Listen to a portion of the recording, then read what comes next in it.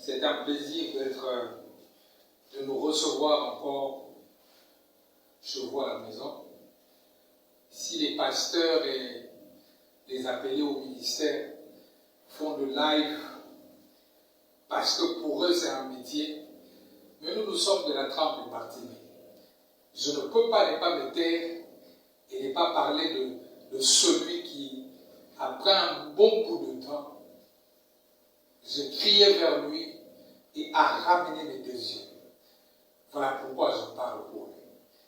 Même si ma respiration ne m'empêche de parler correctement, je ne peux pas ne pas parler de celui qui a été à la croix pour moi. Celui qui a versé son sang, celui qui a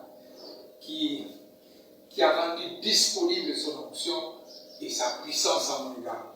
Voilà pourquoi je voudrais partager avec vous un petit verset qui se trouve dans le livre de Psaume 123. La Bible dit ceci: Cantique de degré, je lève mes yeux vers toi, qui siège dans les cieux. Voici comme les yeux des serviteurs sont fixés sur la main de leur maître, et les yeux de la servante sur la main de sa maîtresse. Ainsi nos yeux se tournent vers l'Éternel, notre Dieu, c'est jusqu'à ce qu'il ait pitié de nous. La Bible relève ces concepts de pitié, tout simplement pour dire que nous ne méritons pas de la part du Seigneur ce que nous recevons de lui. Nos offrandes, nos dîmes, toutes ces choses que nous pouvons faire pour le Seigneur, qui a une connotation religieuse, c'est vraiment pas ce qui fait que Dieu vienne vers nous et nous fasse du bien. Nous recevons les choses de Dieu, les merveilleuses choses de Dieu, sur base de son amour et de sa pitié. Voilà pourquoi Bartimée a crié, a dit: Fils de David, aie pitié de moi. Ce n'était pas nécessairement que Bartimée c'était un homme pécheur, mais c'est quelqu'un qui avait compris dans la dimension spirituelle que je ne mérite rien de la part de celui qui m'a créé. Mais s'il m'accorde sa pitié, je peux recouvrer mes yeux. J'aimerais encourager quelqu'un. C'est-à-dire qu'on ne vient pas pour présenter ses dîmes et ses offrandes, sa qualité de travail, sa sainteté, sa sanctification, mais l'élan qui pousse les seigneurs à intervenir dans la vie de plusieurs, c'est sa pitié, c'est sa compassion. Voilà pourquoi il pouvait ressusciter le fils de la veuve de Naïm.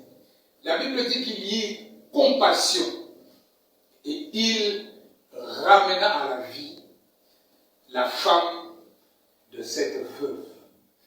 J'aimerais dire à quelqu'un: ne marchande pas les actions de Dieu dans ta vie. Ce qui pousse Dieu à venir vers nous, à nous toucher, à nous bénir, à nous délivrer, à nous faire du bien. La première des choses, c'est son amour et c'est sa compassion. Et j'aimerais que pendant ce temps, que tu médites sur cette vérité de la pensée de Dieu, et que Dieu ait pitié et ait compassion de toi. C'est que tu vis n'est pas impossible que pour Dieu de le faire sauter.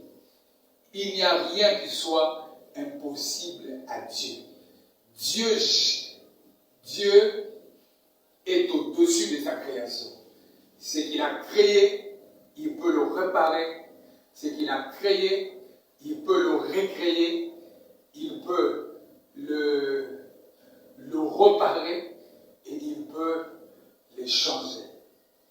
Alors que je suis en train de prier, que la puissance de Dieu te touche là où tu es et te fasse beaucoup de bien. Si tu es malade, touche là où tu es malade. Si ce sont tes oreilles qui n'entendent pas bien, introduis tes yeux, tes doigts dans tes oreilles. Si ce sont tes yeux, mets tes mains sur tes yeux. Si c'est le nez, si c'est la bouche, si c'est ton ventre, si ce sont tes pieds, je crois à la puissance de la guérison et alors que je suis en train de parler, je relâche la puissance de guérison sur toi et je crois que Dieu te touche maintenant. Et alors que Dieu te fera du bien, je serai très content que tu l'écrives pour qu'on rende des multiples actions de grâce. Sois béni et on se retrouve demain pour un prochain numéro. Coucou.